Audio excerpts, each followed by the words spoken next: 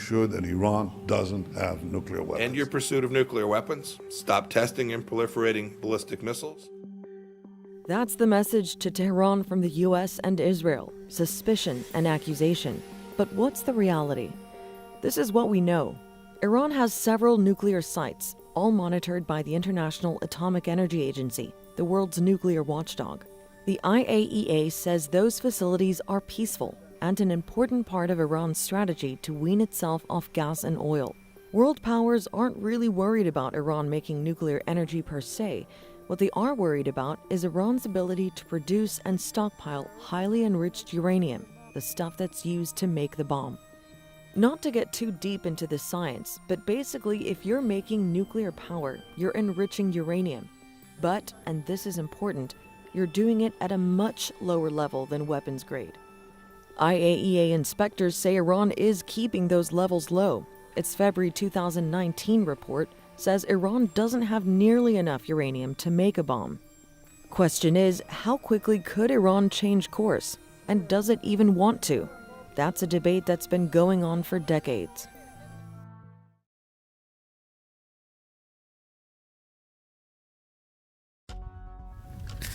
The main problem of the JCPOA. The strength of the nuclear power that is owned by Iran was considered a global threat.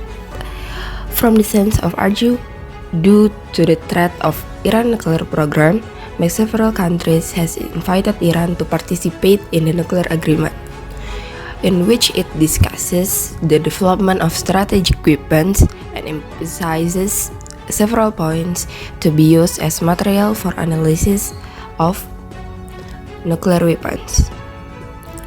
Involved actors.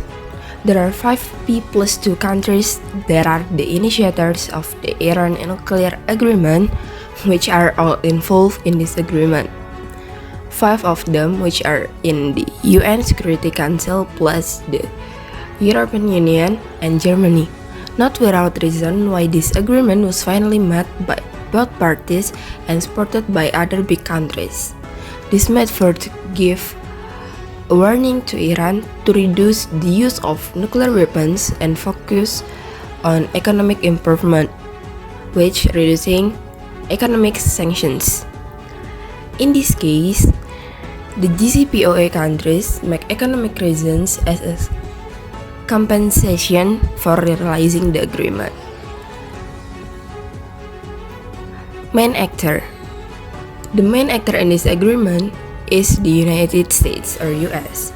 This is because the nuclear embedded in the Iran soil is the result of Americans' program in 1957 in the previous leader Shahanshah Reza Pahlavi and is deep concern related to the other effects of being misused and also the development of a nuclear program that will be carried out by Iran.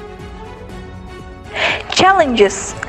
Looking at the United States side, after deciding to leave the nuclear agreement during the Donald Trump administration, Joe Biden invited Iran back to work together by conducting negotiations that were quite profitable for Iran. But this has not reached an agreement so far. Meanwhile, from the Iranian side, the challenge they face is how to continue the ongoing nuclear program amidst economic sanctions and pressure from various Middle Eastern countries as well as Europe and the UNSC. Main actor strategy. America's current strategy is to provide guarantees for negotiating economic recovery, reducing international economic sanctions. However, it is currently under negotiation, considering the terms of the agreement which Iran sees America as inconsistent with what they said during the Donald Trump administration. The prospect to success for the actors. At this time, it has not been said to have succeeded in weighing on the existing agreement, but the threats given and the risks that will later be accepted are a consideration for Iran in particular to control the desire to use nuclear weapons. The threat of loss not only haunts Iran but also at least the global economic situations that must be at stake if it continues its nuclear program, especially the COVID-19 pandemic has made Iran increasingly unstable. The theory used in this case approach is institutional liberal theory. The reason for using institutional liberal theory is that every country that is committed to participating in a treaty or international convention must have the same understanding of the anarchic concept of international relations. Because basically, to be able to create binding international agreement, it is necessary to have a common goal that builds awareness of the actors on want to create a common system that can have a large positive effect on the actors that involved. In this case, we are really supporting the progressive steps to redevelop the high-risk destruction weapons to low-risk destruction weapons in terms on its effect in nature.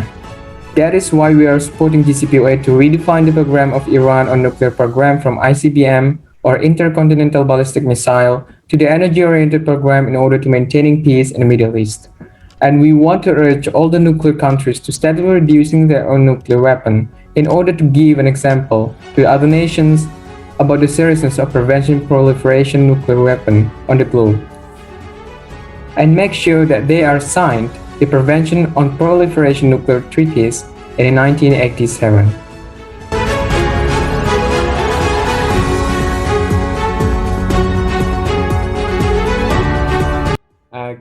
Kita akan mengulas lebih dalam lagi dengan salah satu dosen HI yang ada di Universitas Bakri, Pak Yuda Kurniawan.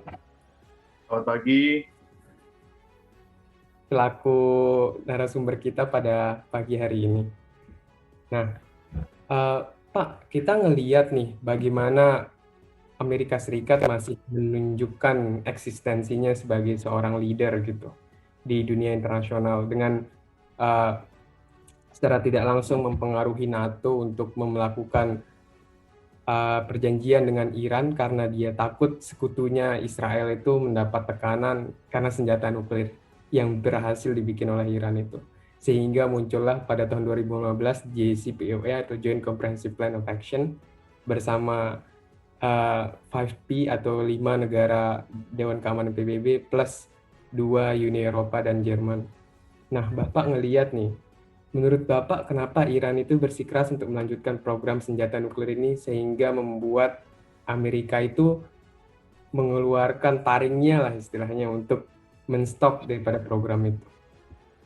Oke, pertama yang kemudian perlu diingat adalah senjata nuklir itu adalah senjata non-konvensional ya. Senjata yang efektif dalam peperangan.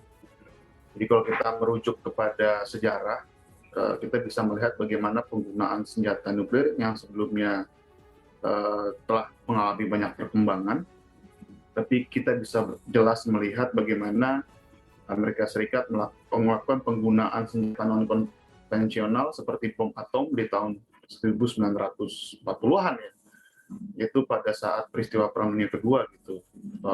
Jatuhnya bom atom di Hiroshima dan Nagasaki ini membuktikan bahwa senjata nuklir yang kemudian memiliki daya hancur yang cukup masif itu efektif dalam peperangan. Nah, karena ini cukup efektif dalam peperangan, maka ini adalah bentuk dari keunggulan militer suatu negara. Sehingga sangat rasional ketika kemudian ada salah satu negara ingin mengejar ya atau ingin mengakuisisi teknologi persenjataan non-konvensional yang kemudian ini disebut sebagai senjata yang efektif dalam peperangan. Ini yang pertama. Yang kedua adalah konteks posisi kekuatan atau posisi tawar dari kekuatan suatu negara. Sehingga ini juga memberikan keuntungan. Makanya kenapa kemudian negara-negara itu di dunia sebetulnya ingin juga memiliki senjata nuklir. Dan kalau kita lihat perkembangannya dari tahun 45 sampai kemudian saat ini, kan negara pemilik senjata nuklir itu bertambah ya. Tidak hanya Amerika Serikat dan kemudian Inggris, tapi ada India, Pakistan, ada kemudian Korea Utara, ya. terus kemudian ada Israel dan sebagainya. Jadi ini yang kemudian memberikan gambaran kepada kita bahwa ya senjata nuklir memiliki keuntungan dalam konteks aspek strategis. Sehingga buat saya kenapa Iran ingin melakukan akuisisi itu adalah hal yang kemudian normal menurut saya. Kira-kira begitu. Nah, Pak, kalau kita ngelihat seperti itu, apakah yang sejauh ini Iran lakukan di Timur Tengah itu, selain dia kepingin menaikkan posisi tawarnya di dunia internasional gitu, apakah ini sebenarnya salah satu strategi dia untuk menyebarkan ancaman gitu bagi negara-negara Amerika Serikat dan menunjukkan kepada Amerika Serikat bahwa dia itu tidak tunduk kepada Amerika Serikat, Pak?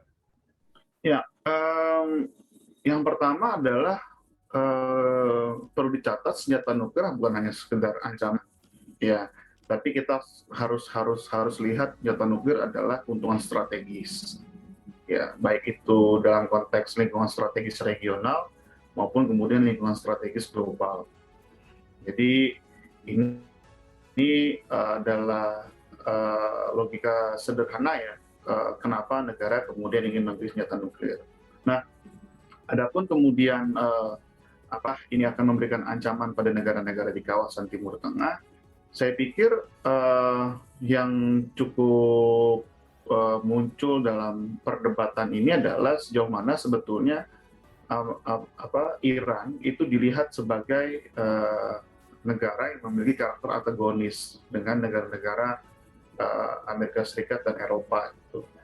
Jadi ini adalah persoalan persepsi tentang bagaimana negara itu dilihat sebagai sebuah ancaman.